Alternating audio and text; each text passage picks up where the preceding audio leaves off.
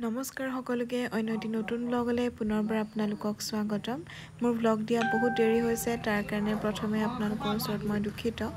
আসলতে এডিট কৰি আছো কিন্তু নাজানো কেতিয়ালে এডিট কৰি কমপ্লিট কৰিব পাৰো আৰু আপোনালোকৰ ওচৰত মই আপলোড কৰিব পাৰো কাৰণ এয়া মা উলাই গৈছে ইলেকশন ডিউটিলে আৰু মা তাত থাকিব লাগিব দুদিন গটিকে মই পুৰা ঘৰৰ একেবাৰে কৰ্মব্যস্ততা মানে বাঢ়ি গৈছে বুৱাৰীৰ সকলোখিনি ধৰ্ম পালন কৰিব লগা হৈছে মা নথকা অৱস্থাত ঘৰৰ সব কাম কৰি মেলি নিজকে অকনমান সজাই পৰাই উলাই গৈছো এয়া বিয়া এখনলে বিয়া আসলে বিহালিত ঘৰৰ সবে গৈছো বুলি ক'ব পাৰি আটা আৰু মা নাই খালি খুৰি আছে বৰমা আছে এয়া তুমন মাইনা আমি সব গৈ পালোগে বিয়া ঘৰ আৰু একেবাৰে উখল মাখল পৰিবেশ বিয়া বুলি ক'লে আসলতে ইনো অকনমান ভালেই লাগি যায় ন ভিডিওটো চাই আছো মোক যদি ক'বাত লগ পালে থাকিম তাৰ মাজতে পাই গলো মই মোৰ সাবস্ক্ৰাইবাৰ বহুত বেছি ভাল লাগিলে এনেকুৱা দিন মই কেতিয়াও আশা কৰা নাছিলো আৰু এটা ভিডিও মোৰ লগত আছিল মই ফেসবুকত দিছো হেতু তেও এগৰাকী মোৰ সাবস্ক্ৰাইবাৰ আছিল আৰু মোক বিশালত দেখা পাই মাতিবলে বহুত ট্ৰাই কৰিছিল কিন্তু নোৱাৰিলে আৰু তাৰ পাছত এটা ভিডিও বনাই মোক দিছিলে সো এটো মোৰ কাৰণে মানে কি মই হেতু এনেকে আপোনালোকক বুজাব নোৱাৰিম কেতিয়াও ভবা নাছিল এনেকুৱা ধৰণৰ কিবা মোৰ হ'ব কোনোবাই এনেকে মোক কেতিয়াবা ক'ব কিন্তু এবিলাক মানে বহুত ডাঙৰ এটা অনুপ্ৰেৰণা আৰু তো ফুল একদম অৰিজিনাল লাগিছে বাট নহয় না প্লাষ্টিক মই দেখা না জিপসি মাৰি আহিছো জিপসি বুলি কয় নি জিপসি মাৰি আহিছো ডাইৰেক্ট কথা চিঙি মাৰি জিপসি ফুল চিন্তাবা না বিয়া কৰে কি বুলি সাৰ্চ কৰি এটা ফুলৰ নামেই নাজানো মানটো কৈছে এনেকুৱা ফুল দিব আমি তো জিপসি মই দেখোন নাম জিপসি বুলি মনো কি জানো আমাৰ এ যত থাকে তাত জমি থাকে সদায়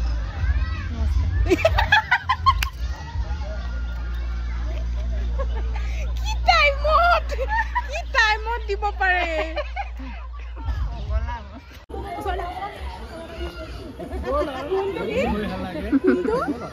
জুগৰ কি পাপ হেড নকয়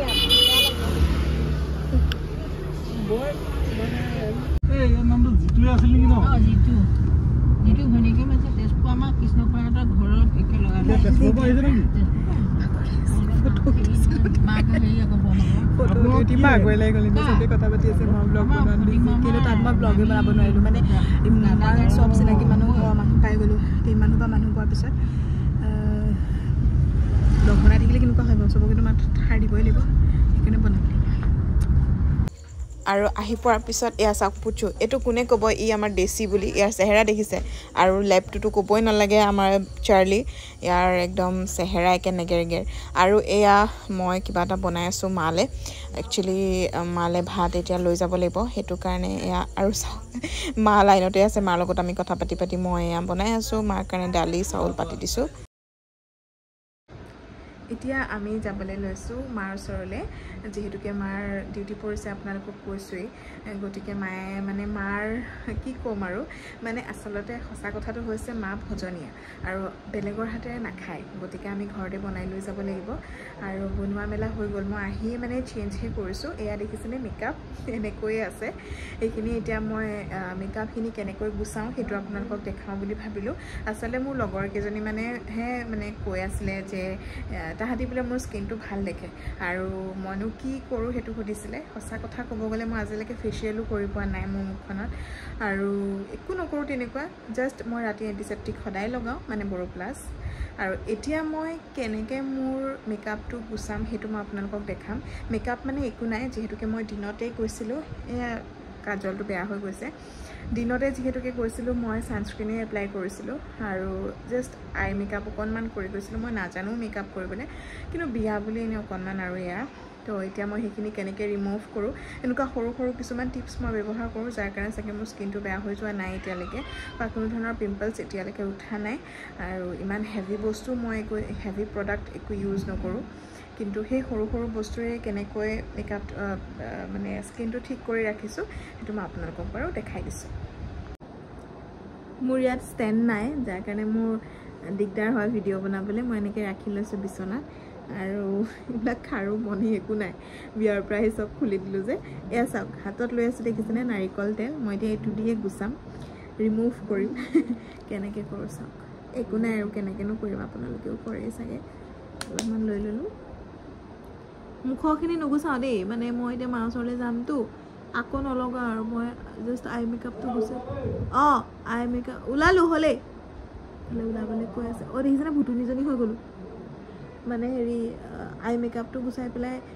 মই যাম এতিয়া কাৰণ মই যদি চব গুচাবলৈ হয় এতিয়া আকৌ মুখ ধুই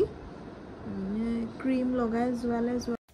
এতিয়া মই এখন হাঁহিৰ ৱাইপছ লৈ পেলাই মই এয়া চকুকেইটা মুচি লৈছোঁ আচলতে বগা কাপোৰ ল'ব পাৰিলোঁ হয় কিন্তু বগা কাপোৰখন পিছত ধুবলৈ কষ্ট হয় কাজলবোৰ লাগি গ'লে সেইকাৰণে হৈ গ'ল এই এনেকুৱা ধৰণৰ কামবিলাকে চাগে মোৰ স্কিনটো ভাল কৰি ৰাখিছে মই ভাবোঁ তাৰমানে আজিলৈকে একো কেমিকেল থকা প্ৰডাক্ট ইউজ কৰা নাই সেইটো এটা কাৰণ হ'ব পাৰে চ' এতিয়া সেই আৰু যেনেকৈ চকুত লগালোঁ তেনেকৈ মুখখনতো লগাই পেলাই মুচি দিম ৱাইপছেৰে চ' এতিয়া যাওঁ ব'লক মাৰনো কেনেকৈ আছে যদি আমি চাব পাৰোঁ আপোনালোককো দেখাব চেষ্টা কৰিম কিন্তু মাক চাগে বাহিৰতহে লগ কৰিব পাৰিম খুব সম্ভৱ ভিতৰলৈ যাব নোৱাৰিম তথাপি ব'লকচোন যাওঁ মই ৰেডি হৈ নৰ'ব মাৰ কাপোৰে পিন্ধিম এই কেইদিনমান ধৰি মাৰ কাপোৰ ইমান পিন্ধিছোঁ মই তাৰমানে মোৰ ইমান বেছি কাপোৰ অনা হোৱা নাছিলে গতিকে ইফালে সিফালে যাবলৈ মাৰ কাপোৰবোৰে পিন্ধিছোঁ আৰু এয়া এতিয়া আমি গৈ আছোঁ মাৰ ওচৰলৈ হাঁহি আজিকালি অলপমান আমনি কৰে মামা এইফালে চাওঁ ক'লে কথা তুমি তুমি আইমা ওঠৰলৈ যোৱা নেকি তুমি আইমা ওঠৰলৈ যোৱা এয়া পাই গৈছোঁহি আমি মাহঁতৰ স্কুল এয়া মাহঁত ইয়াতে আছে আহি পাইছোঁ নামি চাওঁগৈ এয়া চাওক এয়া গোটেই টিচাৰ্ছবিলাক আছে আজি এয়া চাওক ৰাতিপুৱা মই মালৈ দালি বনাইছোঁ অকণমান পনীৰ বনাইছোঁ আৰু লগতে এয়া অলপ ভাজি চবৰে স্কোৱাছ ৰঙালাও ভেন্দি আৰু সৰু সৰু আলু এয়া ভাজিছোঁ মাক এতিয়া মাইনাহঁতে দি থৈ আহিবগৈ আৰু দি থৈ অহাৰ পিছত মই দিনটো ব্লগ নবনালোঁ আৰু এয়া চাওক মা দুদিনৰ পিছত আহি গ'ল মানে দুদিন আৰু এৰাতি থাকিলে দুদিন সম্পূৰ্ণ আৰু এয়া চাওক মা আহি গ'ল দুদিনৰ পিছত একদম চব বহুত হেপ্পী মা নহ'লে ঘৰখন একদমেই ইনকমপ্লিট চ' আহি গ'ল মা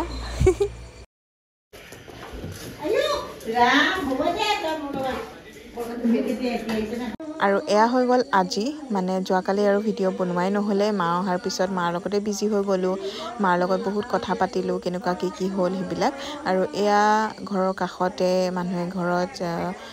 ভাগৱত পাঠ কৰাইছিলে আমি তালৈকে গৈ পেলাই সেৱা ল'লোঁ ইমান ধুনীয়াকৈ ভাগৱত পাঠ কৰিছে অকণমান আপোনালোকেও শুনক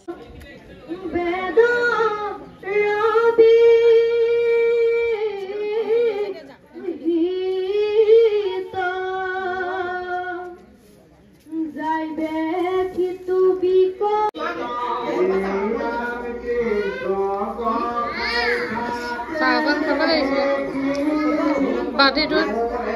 চাহ অকণ খাব লাগিছিল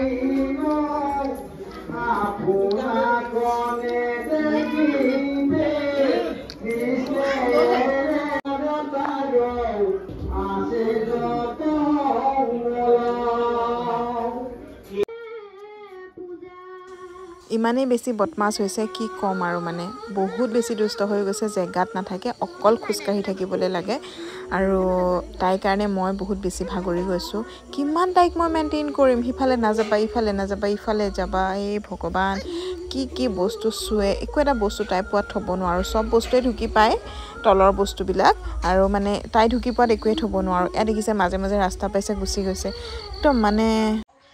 আমি আহি আছোঁ এতিয়া খুৰীহঁতৰ ঘৰলৈ ইফালে অলপ আন্ধাৰ হৈছে উপায় নাই খুৰীহঁতৰ ঘৰত ভাতৰ নিমন্ত্ৰণ আছে যিহেতুকে আমাৰ যোৱাৰ সময় চমু চাপিছে গতিকে এতিয়া আছে ৰুণু খুৰীহঁতৰ ঘৰত আকৌ ৰাতি আছে বাবলুদাহঁতৰ ঘৰত নাজানো আৰু এইখনেই আমাৰ সত্ৰ মই দেখা পাতচৰা এইটো শ্ৰী শ্ৰী কাৱৈমাৰী সত্ৰ বিলতীয়া ৱাৰ্ড নম্বৰ 2 আৰু এখন সত্ৰ এয়া সেইখন ৰুণু খুৰীহঁতৰ ঘৰ আমি এতিয়া গৈ আছোঁ তালৈ আৰু ইয়াত ভাগৱত আছে অকণমান আগত দেখালোঁ ভাগৱতলৈ গৈছিলোঁ শুনিয়ে আছে চাগে আপোনালোকে খুৰীহঁতৰ একেবাৰে সেই কাষৰ ঘৰখনতে ভাগৱত পাঠ চলি আছে আৰু এতিয়া আমি যাওঁ খুৰীহঁতৰ ঘৰলৈ চাওক আৰু ব্লগটো শেষেই কৰিম আৰু এতিয়া মই ব্লগটো শেষ কৰিবই হৈছে যিহেতুকে ব্লগটো পৰহিৰ পৰা কণ্টিনিউ হৈ আছে আজি শেষ কৰি দিম মই মানে ডেইলি ব্লগ বুলি কৈ এদিনতে এটা ব্লগ কেতিয়াও দিব পৰা নাই নহয়গৈ তাৰমানে মই নোৱাৰোঁৱেই মানে কিবা কিবি কাম ওলাই যায় থাকি যায় ক্লিপবিলাক ল'বলৈ সোমাই থোৱা অকণমান নহয় এনেকে হেই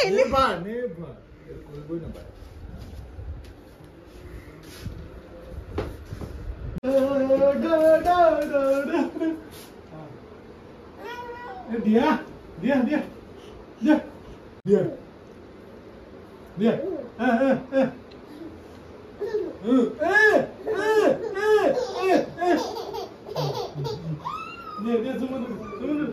বুঢ়া দি দিয়া এইফালৰ পৰা লোৱা এইফালৰ পৰা লোৱা